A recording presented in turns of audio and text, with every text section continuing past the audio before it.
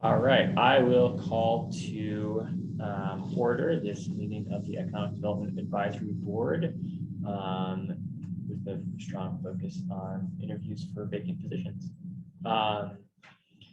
We have a quorum of active membership, so we'll get started. Thanks for coming today. We have 2 interviews and then an action item to discuss possible next steps with regards to, hey Mary, hi. With regards to appointing or recommending board members for potential future appointment to the county, or the county commission to appoint to our body. If that makes sense. Is there any conflicts of interest or disclosures or ex parte communication? Seeing none, are there any citizens to be heard? Seeing none, maybe we should do introductions briefly. I'm the Economic Development Director with Grant County. Mary McGann, Grant County Commission. Rachel Bartlett, Economic Development Administrative Assistant. Brian Hunnings, General Manager at Red Cliffs Lodge. Ratash, retired Moab resident angel investor. Kelly Thornton, Department of Workforce Services. Ben Alter, Economic Development Specialist with Grant County. Ego Metzler, Moab to Monument Valley Film Commission, Economic Development Department. Rob Walker, Chair of Moab Community Child Care. And member of this board. Yeah, member of this board and private. So I never know what to say. But I don't work. I mean, I basically don't work. So. Cool.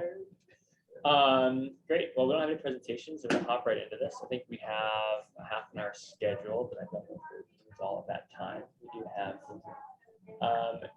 maybe you should close it a little bit more to make sure someone can get it if they need to.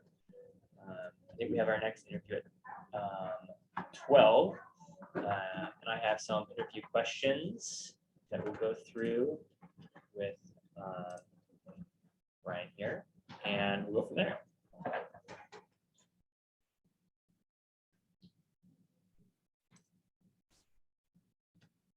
So, Brian, thanks so much for taking some time for applying for the board. We really appreciate it. Could you tell us a little bit about yourself and what your background is? Yeah, sure. So my degree is in communications, and I thank Ted Turner and CNN for killing that career.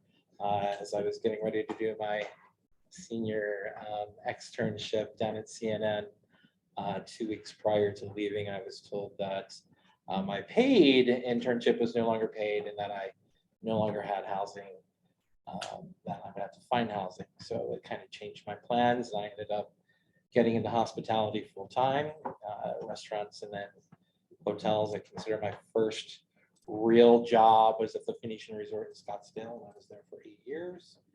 I was kind of there during the birth of Starwood when it was first brought together by Barry Sternlicht, and they became overnight this gigantic, the world's largest real estate REIT, and they acquired Caesar's Palace in Las Vegas, and against my will almost, I was sent to Caesar's Palace to go head to head with Bellagio, which was very funny because Bellagio was just opening and Caesar's Palace still had like the champagne glass tub and the revolving beds and no new towers, and I had to go in and completely revitalize that to compete with Bellagio. It was very interesting.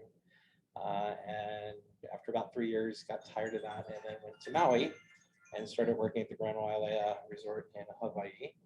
And spent the last 20 years in Hawaii and had several different roles there. Became the regional director for food and beverage for Starwood Hawaii, and had 11 properties in Hawaii, 3 in French Polynesia. After that time, I was brought up to Turtle Bay on the North Shore of Oahu, and was brought in specifically to help revitalize that property and basically take it from a negative evaluation of $90 million and sell it, which we did for eventually $480 million. $40 million renovation. It was owned by the banks. It was the longest sale I've ever been in my life. It took almost 4 years. And then from there, once that was done, I met a gentleman named David Webster Sr., who worked for a company called Western States, which is based out of Salt Lake City here. in Utah, and they had just opened their first Hawaii property in Kapolei, which was called the Embassy Suites. And they were, like, what are you doing now that Turtle Bay is sold? And I said, actually, I don't have really any plans. I've been invited to stay along with Blackstone, who acquired the property, but I, kind of been there, done that, looking for something new. And they said, well, we're building a new property in Kapolei. How would you like to help us design it and open it? And I was like, well, is it already like in the process? And they were like, no, it's still a patch of dirt. And I was like, you mean I can help design it and open it up? And in my business, that's something you never get to do. You kind of inherit the buildings and you go, who designed this? Like, this is horrible. Who thought of this? And so I had nobody to blame but myself. So we spent a year designing that property, and we opened it. And we opened it 3 months before COVID hit. We opened at the end of November. And then COVID hit March 26th. And our property, it was a Residence Inn. We were one of 3 properties that stayed open on the island of Oahu during the entire pandemic, which meant that we were incredibly busy. We were not slow. We never had a day that we were below 100% occupancy, honestly. And navigating the pandemic and not knowing what it was or how it affected people, and trying to keep 183 basically families safe was quite the challenge. Probably one of the hardest things that I've ever done, but also one of the most rewarding things. We were told by Western states we could have closed if we wanted to, but we said we can't kick these people out. They have nowhere to go. It was mostly military families that were BCSing, or it was people that had a flood and their home got mold in it and had to be taken care of and remitted, and they would spend 3 to 4 months with us. So I spent 2.5 years with Residence Inn. We won Property of the Year during the pandemic. Go figure. The best opening that Marriott had. In April of last year, I got a call from Kevin Garn, who was one of the owners, and he said, "Have you ever been to Moab?" And I said, ironically, yes, I have. I've actually been a couple times, and but it was 10, 12 years ago. And he said, we're looking at a property and we'd love for you to fly out and take a look at it and just tell us what you think of it. And knowing Kevin, I was like, there's more to this than what he's saying. So got on a plane and flew out here and met Mr. Colin Fryer. And apparently Colin was in the process of selling his properties to them. He's 78 and ready to retire and taking care of his grandkids, and sold the Bighorn in Redstone to Mike and Kevin, and was kind of keeping Red Cliffs in his pocket because it was his home. I mean, he lives there. He still lives there. And he said, I'll only sell this to you if you can find a GM who I'm gonna like and who will take care of my people. And Mike and Kevin had kind of gotten to the end of the barrel, I guess, with mainland applicants, and Colin didn't like any of them. And I got off the plane and Colin was there, and with Kevin and Mike, and we just immediately hit it off. And he kind of said, I think this is the guy. And I ended up at Red Cliffs, where I became the world's oldest intern for 6 months. So I came out here, literally, it's been a year, 2 days ago that I've been here. He was expecting that he was going to sell the whole property, including his home and the ranch portion of it, to Mike and Kevin. And I think he got seller's regret at the last minute, and then he subdivided the property. And that kind of threw a wrench in things. So I was literally living in an apartment over by the Hoodoo. And Colin was like, you can't come on property until after 5:30 at night. I don't want the team to know that I'm selling the property. And it dragged on till October. So I had a lot of free time. And I kind of just basically traveled around, got to know this, the southeastern portion of Utah, looked at what Colin considered his competition, got the opportunity to spend a lot of time at those properties. And it was actually super beneficial for me to understand where he positioned his business, how he looked at his business, and kind of allowed me a great opportunity to get in with the local community without any kind of stigma attached to what my position would be or where I was going to be, because as far as anybody knew, I was just an intern. But it went well. Yeah, it was interesting stories sometimes. And then in December, finally, everything went through and we acquired the property on December 16th. And we have been tirelessly working to improve the property. They spent quite a bit of money on it. They immediately put it into a trust for their children, for their grandchildren, actually. And we're looking at really trying to make it a year-round destination. This is the first year that we actually stayed open for the entire winter, and it actually went pretty well, all things considered.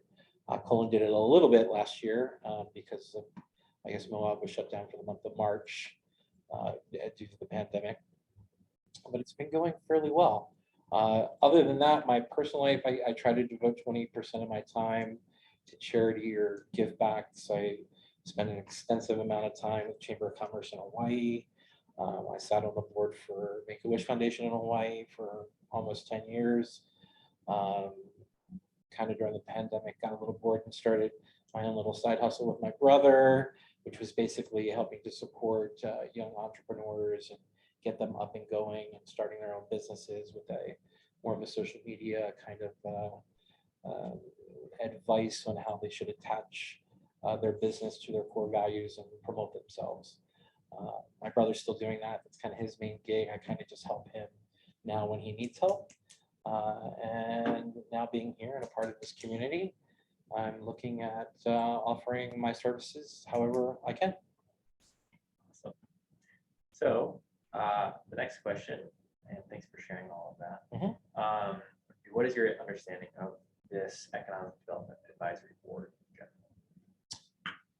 From my understanding is that you are, the board is offering advice on major issues that are going to come up and be a useful tool to the Grand County Commissioners and weigh in on topics that they are curious about. That's how I interpret the board. Great. And what are you hoping to kind of bring to the Economic Development Advisory Board? And what are you hoping to gain from your potential involvement in the board? What I'm hoping to give is my breadth of experience. You know, Hawaii has amazing, as we were talking earlier, there's amazing similarities between what Moab is going through and what Hawaii has gone through the last 5 years. And anytime that you have a destination that is primarily tourist driven, which is currently what Moab is, it leads to all sorts of interesting issues. And you know, through the Chamber of Commerce and through being part of HTLA, which is Hawaii Tourism Authority, you know, actively involved in that, I've had a lot of experience navigating those waters and helping broaden the base so that towns that were, you know, islands that were primarily very tourist driven attracted different technology, entertainment, more agriculture, which we desperately need here, truthfully. They can't all be tourism. And so I feel like a lot of my experience would be useful in a similar setting. Personally, I'm not really looking to gain anything other than just to be assistance, truthfully. Sure. Awesome. Appreciate that.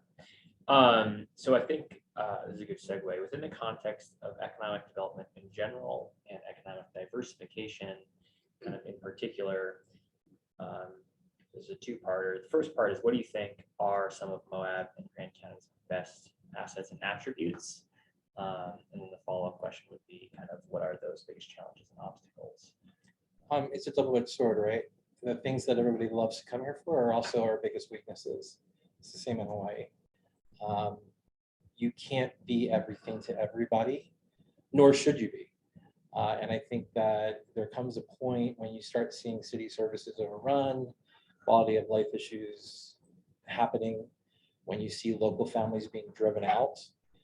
The same thing happened in Hawaii. You know, it was very, I mean, I wrote a letter to most of the board members about a month ago in regards to just questions about, as an example, Airbnbs. Same thing happened in Hawaii when I was there, hotels which are zoned specifically to handle tourism. We were in the 60s and 70% occupancies. And Airbnb started in 2008. And in Hawaii, it wasn't, even though it was licensed, there was only 500 legal licenses. But when we did a study to see how many were actually in operation, there was over 50,000. On Oahu alone, that's just the island of Oahu. So I had same issues. I had employees that couldn't have housing. I had employees that were quitting because they had to move to Vegas or Washington or Oregon because they couldn't afford houses anymore because the speculation was too high. And I get it. If I was a homeowner, I would rent my home out every night as well. It's the best way to make money. My problem in Hawaii was that if you're going to be an overnight accommodation, that you need to pay in the same that we're paying as a hotel. And in Hawaii, that wasn't happening. Now I get here, it's kind of, a slightly different situation. They do pay in if they're operating legally, but I also know that if they are operating illegally, there's no way to catch them and they're not paying in. So that's creating huge issues for Moab. And that's creating huge issues for any town that's a tourist destination. So someone that has the experience that has been through that, I think is, would be very useful to Moab to offer advice on how we navigated that and what would be applicable here. So Great. And then I guess just to clarify, to make sure that you have the opportunity to answer that fully, were there any other assets or attributes or other challenges or obstacles that you might want to highlight? Yeah, I mean, I think we have to look at land use and we have to look at, protecting the resources that we have. That's the other part of it, right? Hawaii is the same situation. It's, it's an island. There's limited land. The resources are the resources. We have to make sure there's enough water. We have to make sure that there's enough space. We have to make sure that we're providing, quality city services, whether fire, police, EMT. It's super important. It can't be that we're flying, rescue workers up to the top of every mountain because a hiker gets stuck. And then that's, it's the county picking up the tab on that. How do we come up with solutions to that? I know ATVs and side-by-sides are a huge issue here. I completely agree.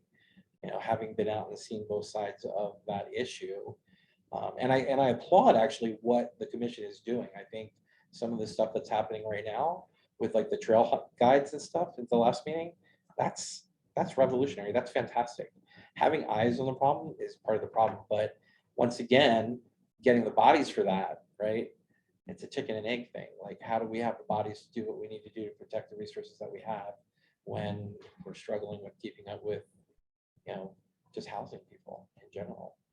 But yeah, I mean, particularly from Moab, nobody wants to see, everyone's here for the same reason, because look around, it's amazing. And how do we protect that? But also, I think you listen to the people that are doing the ATVs and the side-by-sides. And, a lot of that is, well, now you don't want me, right? I built your town. I hear that every day at the lodge. And it's like, no, we want you, but we want you to drive responsibly, right? We want you to pay attention to the trails. Like, when have you done a class? And I think that's another opportunity where hotels and resorts are much better equipped to handle that, to get the message out, because we do have a captive audience. We can put things on our TVs and on our monitors that are going to be like, hey, we do have pre-arrival communication and post-arrival communication. It's a little easier for us to be a partner with the county to try to help protect those resources. Totally. Okay, last question. Are you prepared to serve as an officer of the advisory board if nominated? Is there anything in your schedule that would not permit you to attend board meetings the second Tuesday of the month, and any special meetings that may be called for approval? Nothing at this time. Okay. I think just for the sake of clarity, my understanding is that for the interview, we have to ask the same questions to each candidate, so we can't open it up to like general questions at this time. But thank you so much Absolutely. for coming in, Brian. We have a little extra time. I think Emily's coming at noon. So maybe we should take a quick moment and circle back at the end for the next interview. Thanks for coming in, Brian. Awesome. I'll get out of your hair. Thank Have a you so great day, much. everybody. Thank you for considering me. Thanks, Brian. Appreciate your I time. hope to be able to work with you all in the future. Of course. Take care. You can leave the door open. Okay.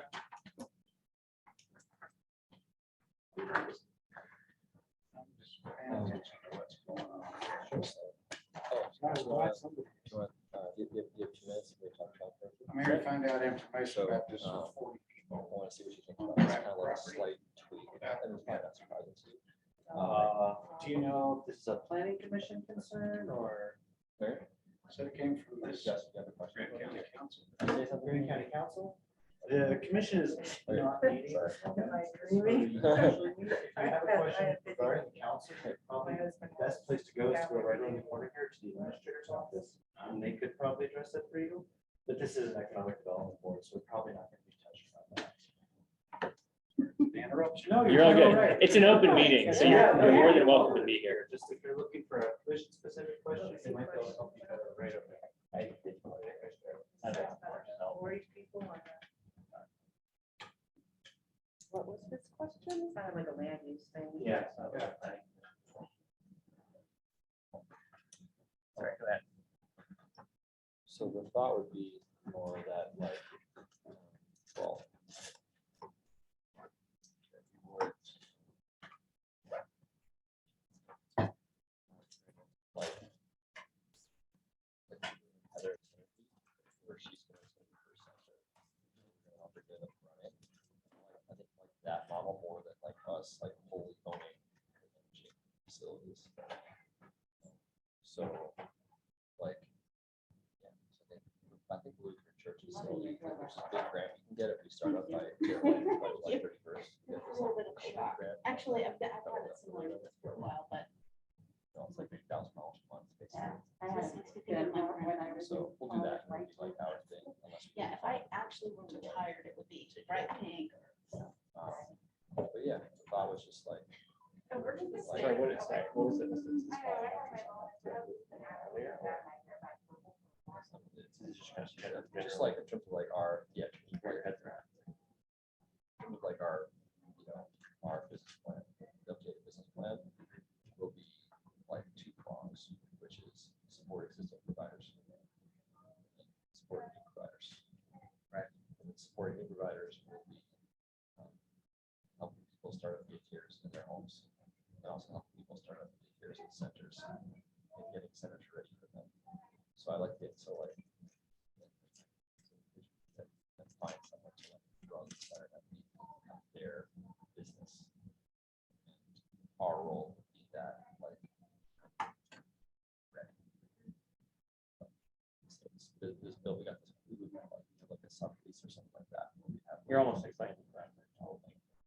Expansions happen. Yeah, I mean, it would just be like, I just realized, I was like, I think it's gonna be insanely, like, but to have a board manage the operations of childcare centers. Like, that should just be done by like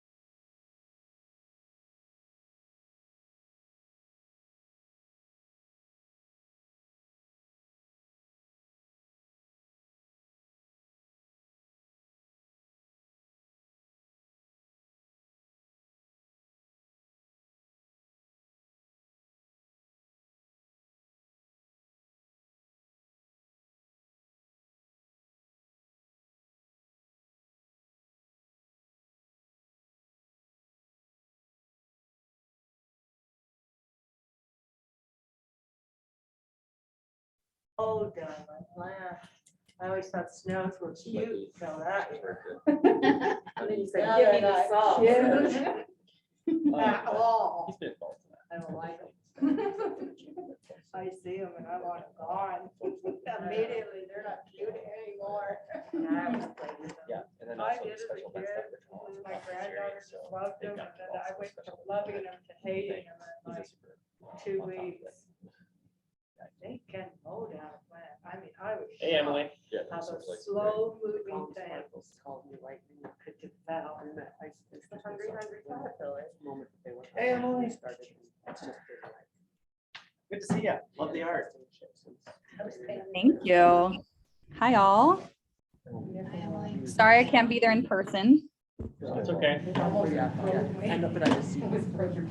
Well, should we get started with our second interview of the day, everybody? Megan and Elisa and Lacey all online. I'm assuming you can hear us and that you can see us. That you hear. Okay, we'll get going. Okay, our second interviewee is Emily Campbell for the position member of the public who lives in the county. Rob, the reference is the other member of the public who lives in the county per the board's bylaws.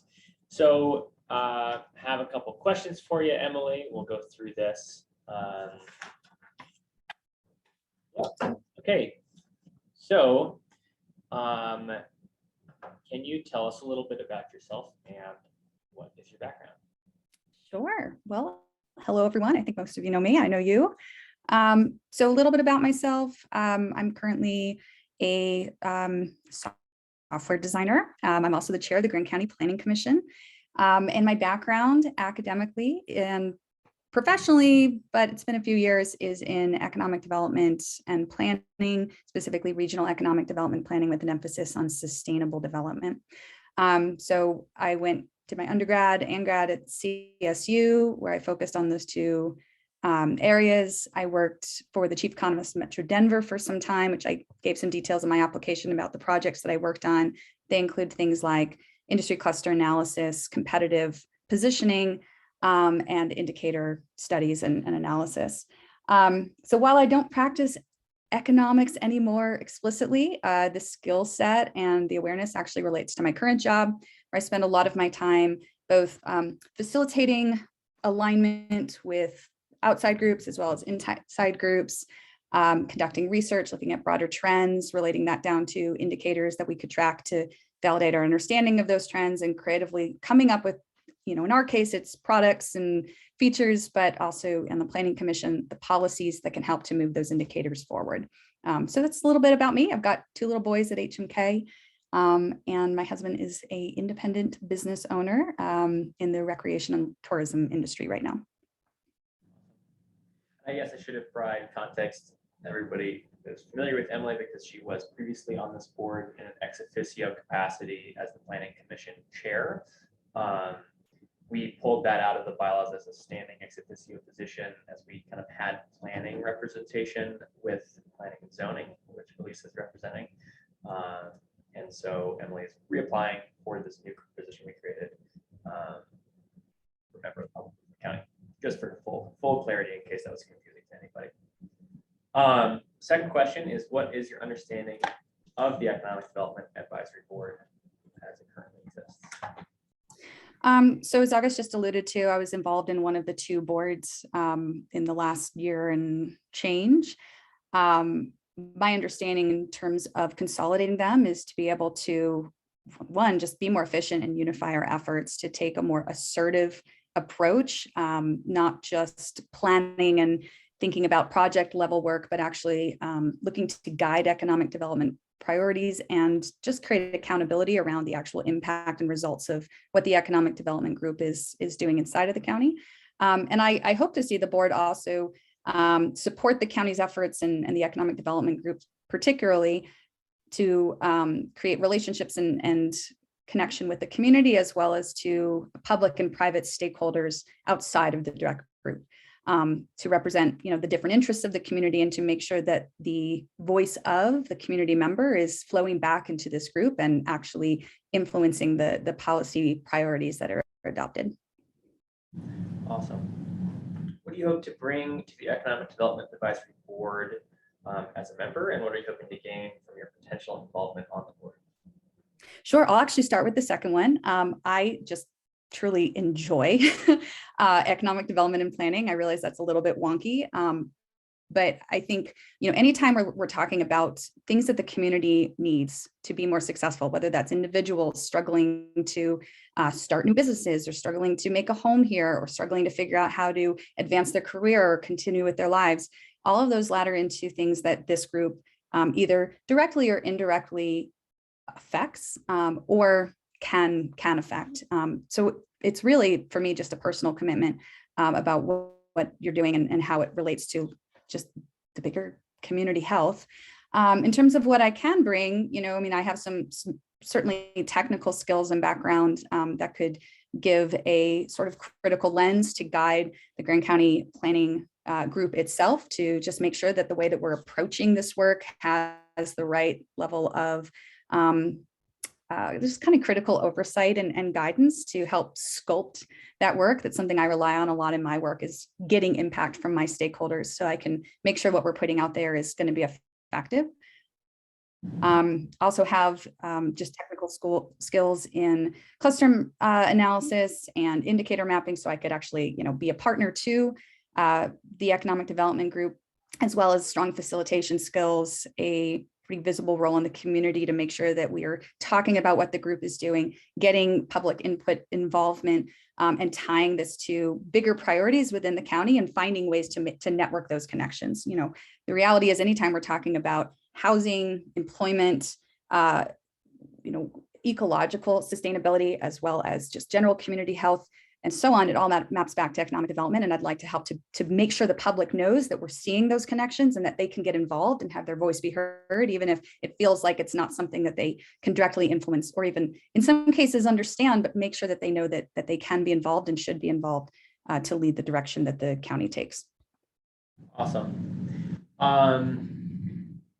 So within the context of economic development in general and economic diversification in particular, kind of a two-parter, what do you think are some of Grant County's best assets and attributes? And then on the flip side, the same question for biggest challenges and obstacles. I think, Grant County has proven itself to be a very entrepreneurial community, and we've seen that in both the private sector, the number of small businesses and startups that we have in the recreational tourism industry, but also in other related industries, is really a strength that we can build on. And we also see that in the public sector, whether that's nonprofits or community groups.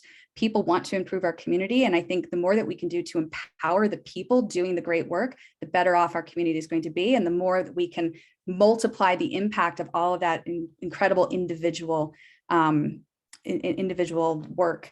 I also think, this is one that can be both a challenge and an opportunity. The visibility that we have within our state and the strength of our economy as it relates to state finances, I think puts us in a position where we hopefully can build bridges with stakeholders, private and public, outside of Grand County as well, and look to find ways that can serve the greater interest while we're also serving Grand County. And I think there's a lot of opportunity there, as well as to help others see what it is that we are experiencing as a community and how it could ultimately affect our ability to drive revenue, tax base, and so on back to state funds.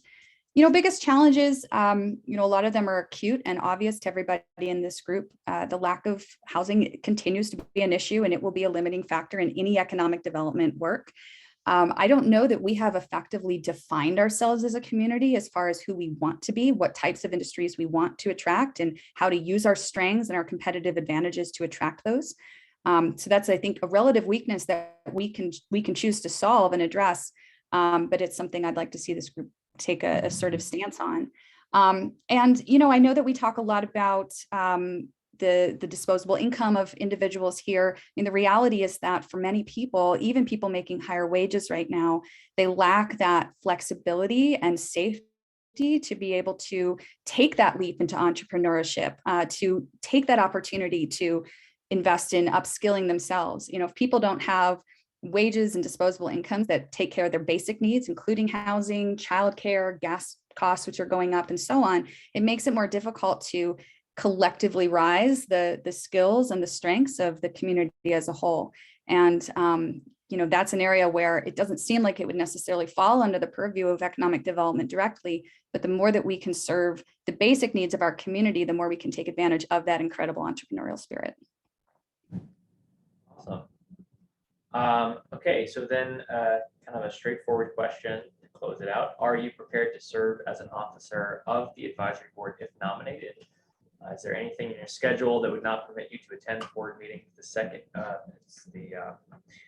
the Tuesday, sorry, the Wednesday following the fourth Tuesday of the month?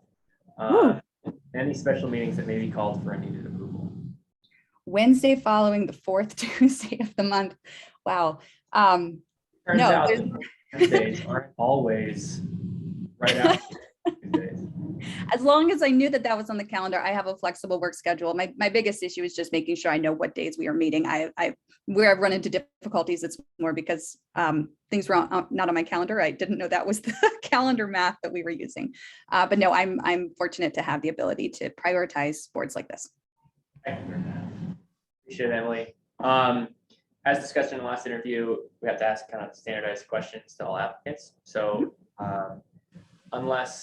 no, I think so. We're good. Thank you for coming in and taking some time to apply and answer our questions, and we'll go on to discuss from here. Sounds great. Thank y'all. Take care. Thank you, Emily. See you soon. All right. Well, we're moving on to the final discussion action item, which is discussion and possible action item recommending new board members for appointment by the county commission. So I kind of think maybe based on your comments earlier, Kelly, maybe we can start there. I'll make a motion. Sure.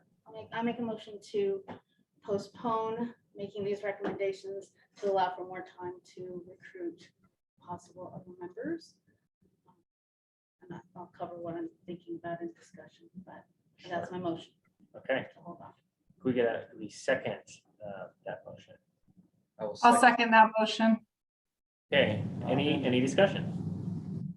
How many vacancies do we have?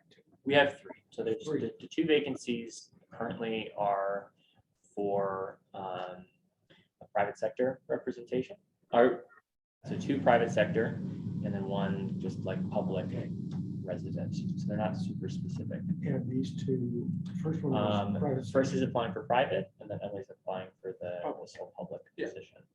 And then contextually, I think to inform this conversation, I think the reason we wanted to try to move somewhat quickly was we have our board meeting at the end of the month. We're going over the RFP for the economic development strategic plan. And our perspective was if we can get fully staffed, or I don't know if there's a term for fully boarded, yeah, then we'd be able to move quickly on that. And but I think your concerns are super valid. I'd love to discuss them in full detail. So my discussion on this really is twofold. One, and it isn't about the individual merits of the candidates because I think they're both great. But for Emily, I'm a policy prude. I will say that. I think it may send a message that we're endorsing her candidacy, and I think that's problematic from my policy prude perspective, which says nothing about her qualifications. I think she has great qualifications, and I think Brian had great qualifications as well. But I think this board needs more diversity in a few areas, and I mentioned it in my email, but we need people of color on this commission, on this committee. We need people who have a long-term local commitment proven for the community to be on this board. And I think we need, my personal opinion is, for something like a public position, it would be really nice if we can come up with someone who has a local service industry job or a local job that doesn't represent the employer side as much as the employee side, because a lot of the issues we're dealing with directly impact employees, and I think it would be really nice to have, I mean, all of us can represent that, but honestly, I'll say about myself, and you can choose what your category is. I'm a white privileged person, and while I work with people all the time who are not in that situation, I don't have that experience in my adult life.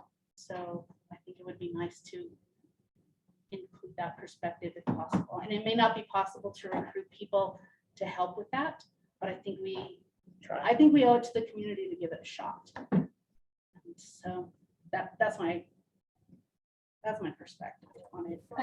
I don't have a wanna- question, if I could just for a second interrupt. I might have missed this, but is it a conflict of interest for this board to have a member of the county commission serving? Like, say if Emily were voted and was serving on the county commission in this next term, how does that work? I think if that were to happen, she would resign her position on this board as, or it would then be up to the county commission to decide which county commissioners serve on which board, which would be out of our control. But I don't think commissioners serve as public members on other boards. Yeah, I would think it would be, yeah, somewhat of a conflict anyway, to consider her at this time while she's running for county commission. Otherwise, I love Emily. I think she'd be great, but I'll just add a little bit to your point on, say, like kind of workers, younger workers, like service industry workers.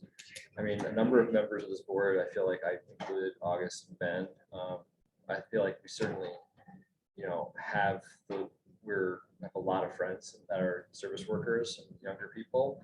Like, I feel like it comes up a lot when I talk and I'm thinking about, like, that's my interest in this is like, I want, it's easy to be in your 20s in Moab, but it's hard to be in your 30s here. I feel like it's easier to have. Try 80s. That's the other thing we don't have is people in their, We actually have a who lot are of retired here. Well, no, Well, we we have have Brad. the population kind of bums out. Thank you. Thank not you. enough I board on know the Brad worked a long time in the service industry and is relying on Social Security to survive here. I think yes. I guess what I mean is I personally feel like we have like just of us, I'm just thinking, I mean, Rachel, I mean, I feel like we definitely have that voice. That voice is a pretty loud one, I think, in town. Though it comes up in other areas too with the worker shortage. So I'm not worried as much about that one. But I think that there's I think you're hearing both of those points. I think that there's an opportunity for us to ensure representation and that like direct voice for sure. And I think It may not Hearing be here. possible because they're working 3 jobs. That's Right. exactly right. However, I I mean, we may need to just represent that, It but would be prudent for us to take it. Absolutely. Yeah, I'm not. no, and I think I'm hearing the need. I'm hearing that we're caring also. Like I yeah. agree. that we're caring and we're aware of those issues. Yeah. Go ahead. Has, Lisa. has anybody reached out or talked to anyone from the Multicultural Center, like Rihanna or I forget the other gal's name there, but just curious if that would be a good fit for representation, if there's any interest there to be a part of something like this. I haven't talked to any of them, but just a thought. I think the answer is no. I don't know that our office has done that specific outreach. But what we could do, I mean, one thing we could easily do, right, is add components of our agendas to say update from Rihanna. Mhm. We update from Sea Haven. That's still a representation of that community, not that community representing itself. I love Rihanna. Don't get me wrong, but We I need the have direct a bit of a- representation. yeah, I had a conversation with someone who works with adult learners who might have some people who might be interested. Yeah. Immigrants to Moab, immigrants to the country. Yeah, I'd love to continue this There's some discussion. more But in my thought, and possibilities. my main outcome of this is I think that the ask is like a recruitment push and really reaching out to folks and seeing within this kind of priority, and we can add any more priorities that maybe we haven't already discussed, to try to get people interested in applying. And then I think with that in mind, then collectively being okay with not having a full kind of board at the end of this month and being, I think we'll be fine to proceed with the actions we need to proceed with. But just making sure that we're aware of that kind of trade-off there. So your main priorities, you want someone from this, that are working in the service industries and are employees as opposed to employers, and the others, people of different ethnic groups. And I agree with that, with the idea that we would be endorsing Emily. Her opponent had just as much opportunity to apply for this job, and if both of them applied, I would have felt like, well, then we would be endorsing them. But where her opponent didn't apply, I don't think that this would, I don't think consider this as an endorsement. But other things, but I agree with everything else. I just don't know if we could appoint the two that have applied and then make every effort to find someone of a different nationality and or from the service industry for the third position, because that's going to be difficult. If we find one person. I don't think it needs to be the service industry, but it should be an employee rather than Employee, I an meant, employer. yeah. Or an That's what entrepreneur I or meant. whatever, I didn't say in that. my opinion. So are managers considered employees or employers? I think it depends, I guess. Because technically, the guy that we heard from today, he is an employee. True, but I But guess does I he think- represent the group we want to identify and have represented? Because we're missing that representation in this board. Right. So And is the reality of it is he doesn't have the cultural, I don't want to offend anybody, Right. but like I said, Right. he doesn't have that cultural background. He's a white male, Mhm. and that's not the representation that we're talking about here. We're missing the different cultures of Moab, and a lot of times they're not represented. We're missing our Latinx communities, we're missing our LGBTQIA communities, we're missing our Black communities and things like that. And a lot of them have kind of sunken into the backgrounds and they're not represented in these. And just by looking around the room and showing how many people are not on the boards will show you how they've sunken into the backgrounds. And it showed by my feasibility study that I sent out in the last SBDC survey, as well as the request for services that we're getting. I think it may not be possible to do this recruitment successfully, but I do think we owe it the try. And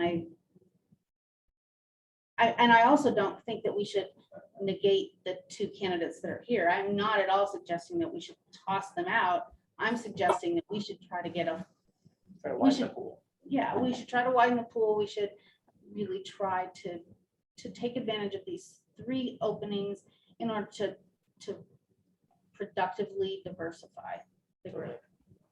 Because, We're kind of locking in. The terms are. Yeah. Years at a time. Brandon, you start to speak. Well, yeah.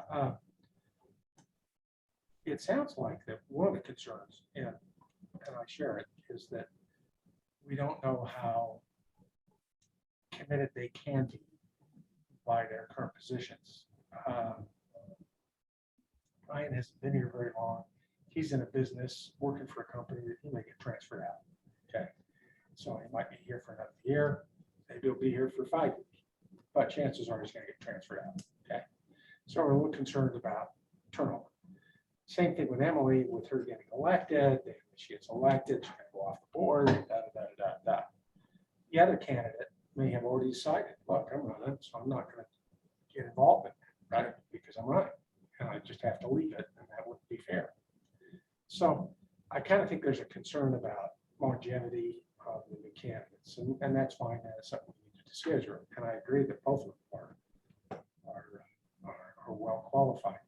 And looking at a strategy to open the pool, apart from, us going out and doing things, I'm wondering if there are a couple of employers that have employees that fit this mold, and that we should go to those employers and say, we need someone. Can you put somebody up in to be in that position? And that way they get the endorsement of the employer so that they can take the time to be involved That's a really good point. and get the support, especially if you're talking about the service industry, and different people that really, that I think you're really trying to get involved. If they had their employer saying, I want you to do this and I will support you for that. So if you take an hour for those meetings or 2 hours, it won't come off your time, still work, and I'll let you off and make Except- sure you can make up. Except I would be concerned, and maybe, I don't know, I'm a cynical person. I'd be concerned that the representation we get really would be a proxy of the employer in certain circumstances. I think it would be nice to feel like, I'll take myself. I don't say everything that's on my mind because I'm here as a representative of the state. And I value my job, to be honest. So I don't know. I'm wondering if Lacey could help us take the lead on identifying some of those businesses and organizations in town with those high-minded managers who can, on the one hand, recommend employees, and at the same time, we could rest assured that those folks are not putting their finger on the scale when it comes to those recommendations. I think that. And they're out there. I don't mean Yeah, to they diss absolutely employers, are. because they are But definitely your out concern there. is also valid. But there are also other If we take employers. their recruitment strategy, then that brings an inherent risk of it. But I'm wondering if that's the way we could start to recruit is asking Lacey if you can think of those employers that could successfully identify those employees. That makes Right. sense. Yeah. So that was one reason I was asking the question about manager as well, is because I do feel like in a managing position, they have more flexibility. Whereas, taking off 2 hours if you're in the middle of a shift really is pretty difficult to be. So if I had a clear, I definitely think I could come up with some people. I have one guy in mind. Does anybody know? I don't know if he's quite the representation we're looking for, but does anybody know Dennis with Cafe Italiano and Gonzo Inn? He's great. Yeah, Right. that is wonderful. So I don't know if that's Yeah, I would, one idea. But yeah, if I had a clear vision, and we could find someone that represents, but also has the flexibility and the ability to do it, and could also, bring in, here's our challenges and here's some solutions as well. That would be ideal, right? Going back to the manager question, it might take a cycle of having some managers to get to the employees that we want on the board. When the employees see the managers on the board, or letting the managers know that we're open to employees, so that they can communicate that out too. So it might take a cycle of us doing that as well. Yeah, I think that's a good point. yeah, I guess I just want to, maybe, I don't know if everyone sounds like they're agreeing with this. I guess in general, this is Economic Development Advisory Board. And so I don't think just I think people should have a background in economics or run a business, or I think this is meant to be advising, August and his team in a non-binding way about what he's kind of working on. And I think the idea was business leaders and things like that. So I don't think we need to I think these are two really good candidates who can add a lot. Emily has certainly shown her commitment to Grand County for whatever 10 years she's been here, and 5 on the Planning Commission. And then, Brian, that we've been new for a year. It sounds like he'd have a lot of perspective of being in Hawaii, and they have very similar issues to trying to take care of the local people. So, I mean, I don't, if we can get if we get 10 other board members that are equally amazing, we can pick the best ones that check as many boxes. But I don't know, I think if I was one of them, and it'd be kind of discouraging to get put off. So I don't know, I don't know if I'm gonna vote for this tabling. Just because I think these are good and we'll have more openings. Like how many openings how much this board turned over in 2 years? Like a lot, I feel like. So I'd say let them in. If they move away, we'll get someone new. And because the economic, I think, focus is important, I'd say, as opposed to, I don't think it'd be great to have someone on the board to be who's not clear, experienced. my position, I'm not worried about them serving for a couple of months and leaving or being, not unable to commit. I'm concerned about representing people who've been here more than, say, 10 years. And I think it's fabulous. The county has a ton of energy and people who haven't been here for very long making amazing, incredible, innovative decisions. But what we're missing, I think, in my opinion, is people who've been here through a whole bunch of economic issues and a bunch of social issues and a bunch of, a bunch of attempts at economic development, which have been going on for a very long time.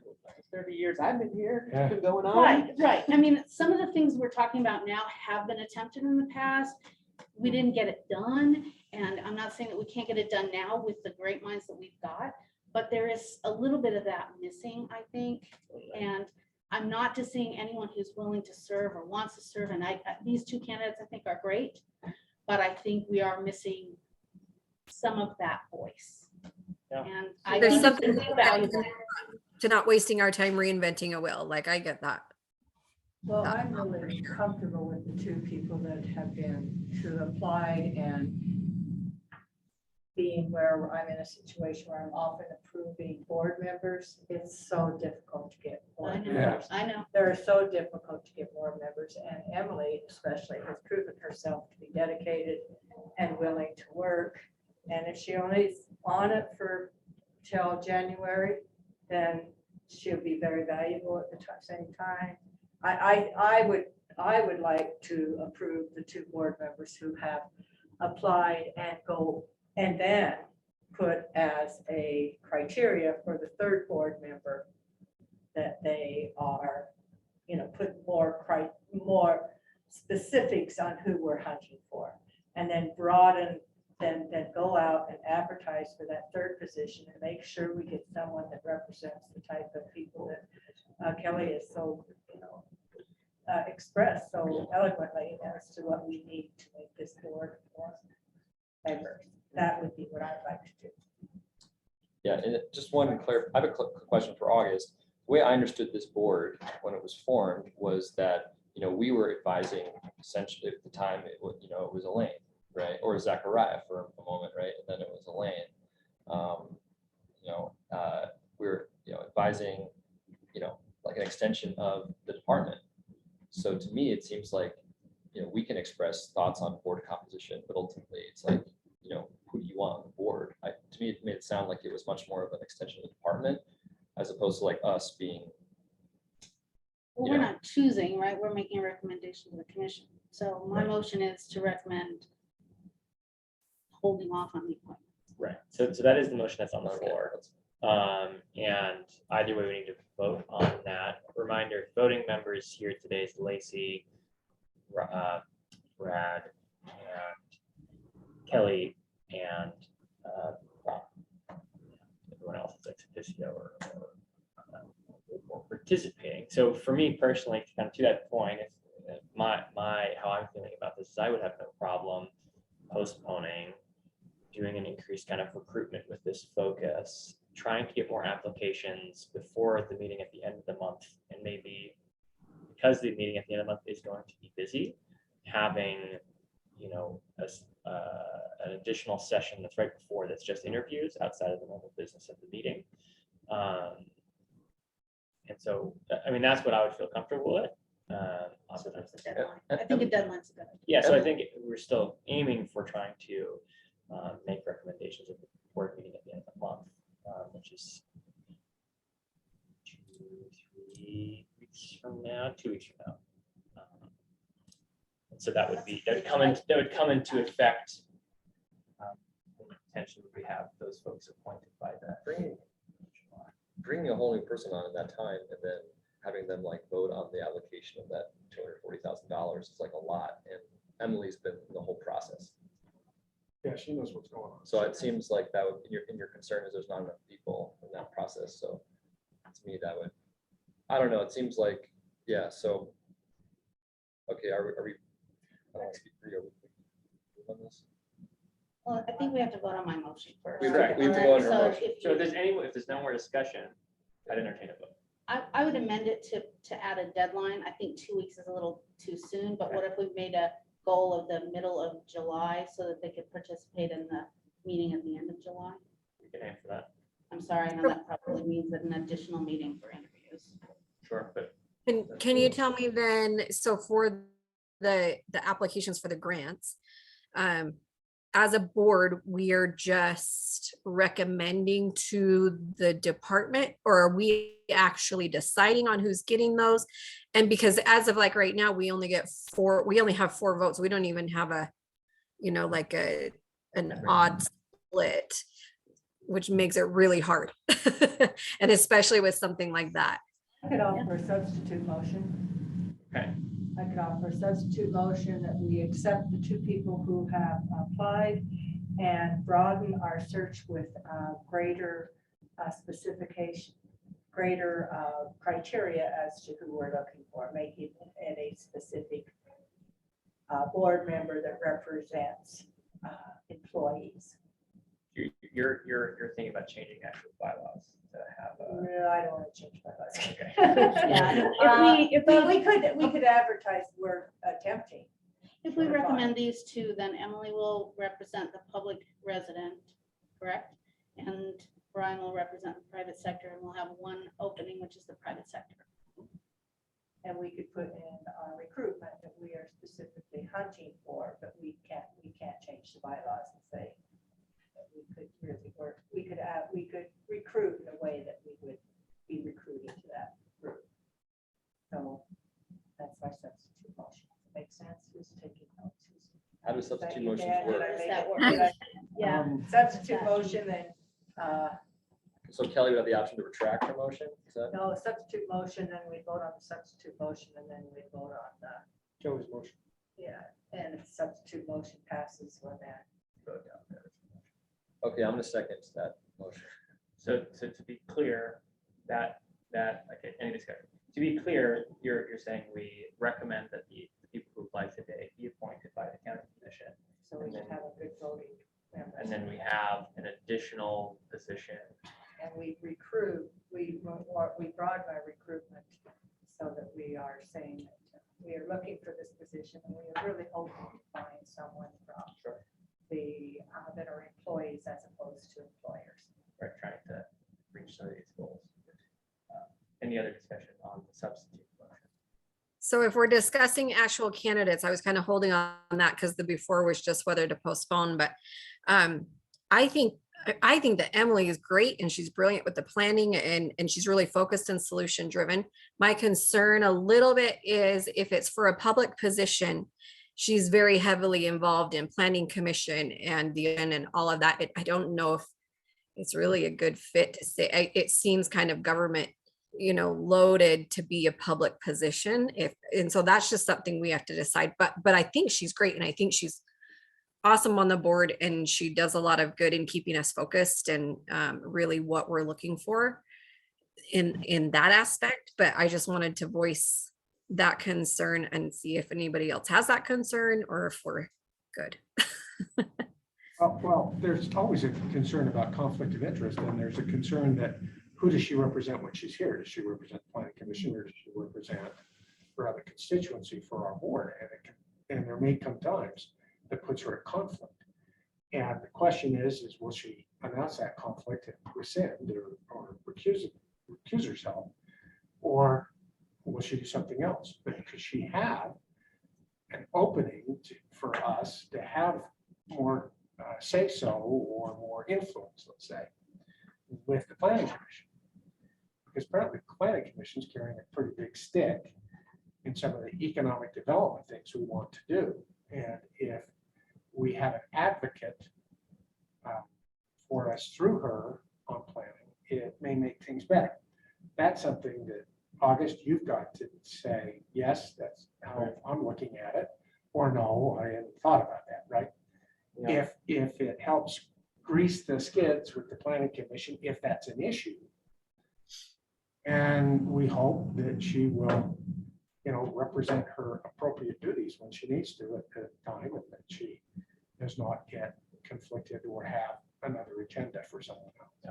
Well, and I think that particular point, I think, would be, if that's a priority, then I think keeping a planning commission chair ex officio position would be a wise choice, which is something we can still do. I think that's the way to go. Because that could have been my mistake.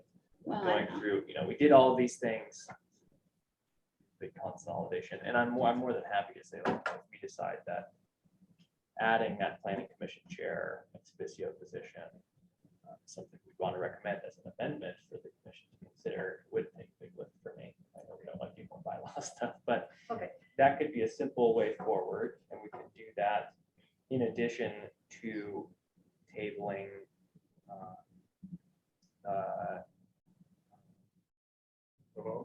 the vote and the appointment of these positions, do the recruitment kind of push, focusing for kind of like getting a full board at the end of July.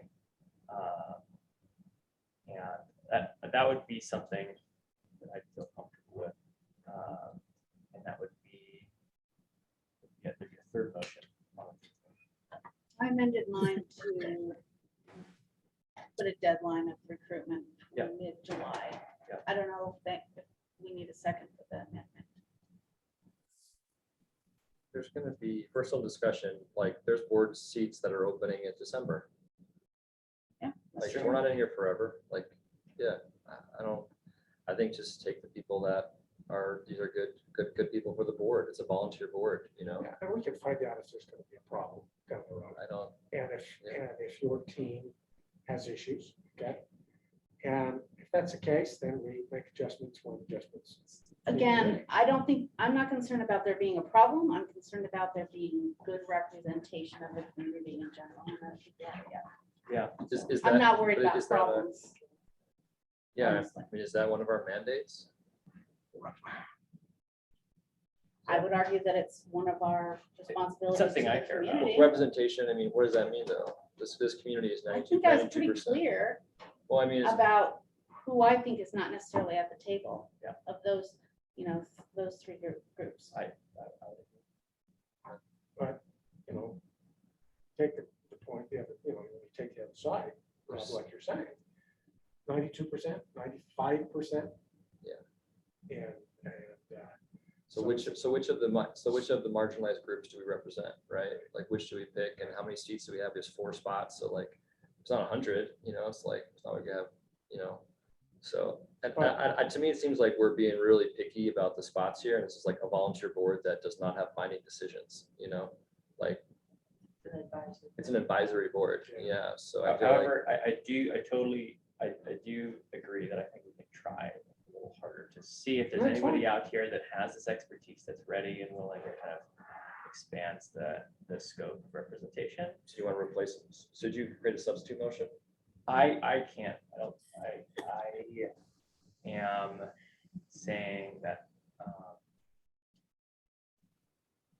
I guess what I would like to see, and I can think through Ask for a motion and then someone will Yeah. say so moved. well, so let me think through the motion after I think what I actually Okay. want to have happen. Sorry. What I would like to see, and if anybody does disagree with it, I'd like to kind of move that direction, is I think that basically requesting that we do actually add an ex officio position that represents the planning commission going forward. Step one, and that we postpone the appointment of new board members until a future to be decided upon date in July, so that we have an opportunity to do kind of a larger recruitment push. And it doesn't mean anything negative towards the existing candidates, but that allows us to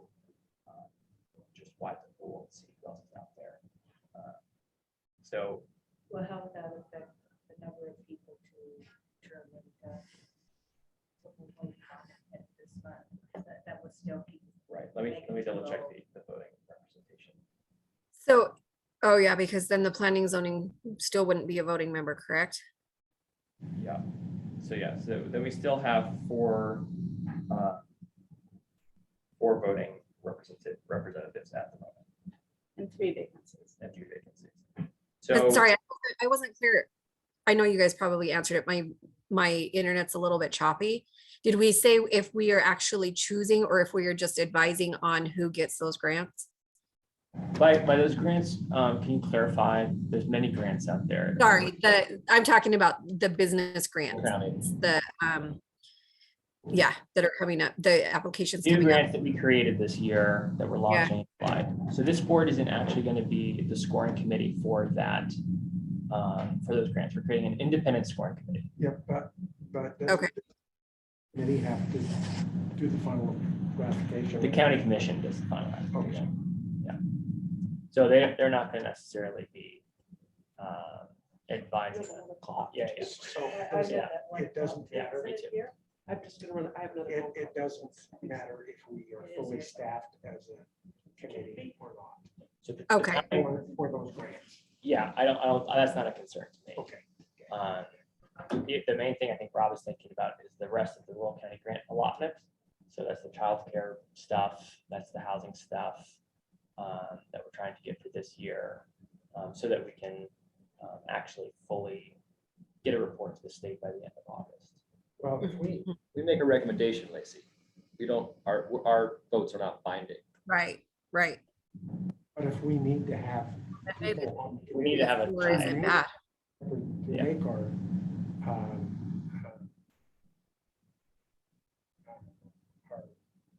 recommendations. Yeah.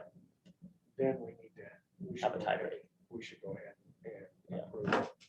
the two Do you people. think we're gonna vote to not approve this? I mean, I don't, it seems well- like we have a pretty strong history of supporting childcare and housing all the way through, so. We don't really have other options. That's not the issue. The issue is you're gonna give the money to. And you got to do your fiduciary responsibility to make sure that when you say this program for childcare, or this program for housing has the best chance of being successful, and we did what we could do to do due diligence to make a good faith effort. Yeah. That this money's gonna be well spent. Otherwise, August gets in trouble. And the state can get all wonky when the state wants to get wonky, right? And say, oh, you guys did a bad job, so we're not gonna give you the money. But the question is that a concern, basically? Well, and so you always have to just make sure that. you have- Preaching to the choir, I work for the state. I get all of those things and I've been pretty vocal about making sure we have our ducks in a row. I believe that August has his ducks in a row. And I also think it's probably unlikely that with 4 of us voting, four members who can vote, I will be at the meeting, I promise you. I think we're probably gonna be okay. And it has to happen by the end of June because of the fiscal year for the state, is that. It's just giving us time to fill out a report for the state. Yeah. Basically. But then that also allows us to get through it. Yeah, Brad, I mean, like, to the point on, like, after we make a recommendation, like in the case of childcare, I'm gonna get together with August and his department and create an MOU between them around, all the due diligence stuff of like what he needs to see. So I think you're putting too much on yourself, and like, we don't have to, we're not, we're advising, we're not like, this isn't a working role. Understand that you don't, We're not a working board. no, but you still want to make sure that you are representing who are assisting has the highest possibility for success. Yeah. With how they allocate their resources. Otherwise, people are going to be looking for jobs eventually. And I'm always of the opinion that if we do something exciting, Threats. let's make it the best of breed. I mean, let's lead rather than just do something, right? And that's one of the exciting things about this childcare thing. I think it has could have a major impact throughout this state. If we pull that off right. Just Grant County we're talking about here, guys, with childcare. I understand, but, Moab only, but number one. So for the sake of time, I do have a lot of talking in this room. So I think what I'm hearing, I think what I would like to see us do is amend the bylaws to bring a planning commission chair back as an ex officio position, which if we do that, that functionally basically takes Emily out of the running for this public position. It's no longer like a decision that we're making to endorse a particular candidate. It's just based off of the credentials of her current existing. that's a way to position. handle that, yeah. And then the question is, do we appoint, or do we recommend Brian is appointed for now, or do we just wait for July to do a whole kind of new suite of additional interviews? You don't have to re-interview Brian. I'd say let's just appoint. Okay, and then you have two positions that are members of the public, which means anybody of any kind. Yeah. And the thing about Brian, we don't know, okay, because nobody knows him that well, but his experience in Hawaii with labor, I mean, I've worked in Hawaii. That place is a nightmare, okay? And he understands the problems from a labor standpoint and a housing standpoint better than most, because it's exactly the same. Moab is just to Hawaii. Okay, so I think, So if he can be helpful, I think he could be really helpful. I think the easiest way to proceed, I'll withdraw my motion. Okay. And then, do you want to make a substitute motion? Or do we want to vote on the first motion first? So my amended motion was, did I say emotion? Rather August just say it, and I'll say so moved. My amended motion was to not appoint, to hold off on appointing and to appoint by mid-July. I can amend it to include Fine. adding the, so you could amend it to say, we're gonna recommend that the county commission amends the bylaws of this board to include an ex officio position. Because for the the planning easiest commission. thing for her to do would be to withdraw her motion. Okay. Yeah, otherwise it's gonna be. You go ahead. If she withdraws- okay, I withdraw my motion and I'd like to offer this motion. I make a motion that we recommend to the county commission that the planning commission chair be added back as an ex officio member to this group, that we hold off on making appointments until we've had, until some point in July to recruit, and that we have hopefully made our appointment or our recommendations for appointments by the end of July. Close? Right, and then that just leaves out the appointment of Brian. So, I'm leaving out the appointment of Brian because I think we may find other people who have okay, a, I'm longer time comfortable with that community. motion. yeah, I mean, it may not pass. Okay, can I hear a second? I'll second this motion. Okay, Thank you. any discussion? Okay, hearing none. So Lacey? Lacey? You guys are like super choppy, but I put a question in the chat. Is there, if we appointed Brian, what's left? Just for my clarification, is it a private and a community? There Or would be two public. No. There would be one public, one private in that case. okay, In this case, the motion on the floor does not appoint Brian, and so we would leave them all open for consideration in the future. okay. Doesn't appoint Brian today. Yeah. Or Yeah, I recommend Brian. I think it's today. fine. We just Disqualify. yeah, we just tell Right, them that, you know, no one else applied, you know, we're gonna do this, like, you know, yeah. Okay. I'd entertain a vote on the motion on the floor. It has, I did. Rob seconded Rob it. seconded it. Thank you. Okay, I All in vote. favor? Aye. Lacey, how do you vote? Aye. Okay, motion passes unanimously, and as we are at the end of our agenda, I motion to adjourn this meeting and we are ending. Thank you so much, everybody. We all learned something about procedure here. I learned about substitute motions. Those are Yeah. nice. That was very Thanks, nice. everybody That online. was the Appreciate time it. I wish I'd known about it. Yeah. I made a real mistake.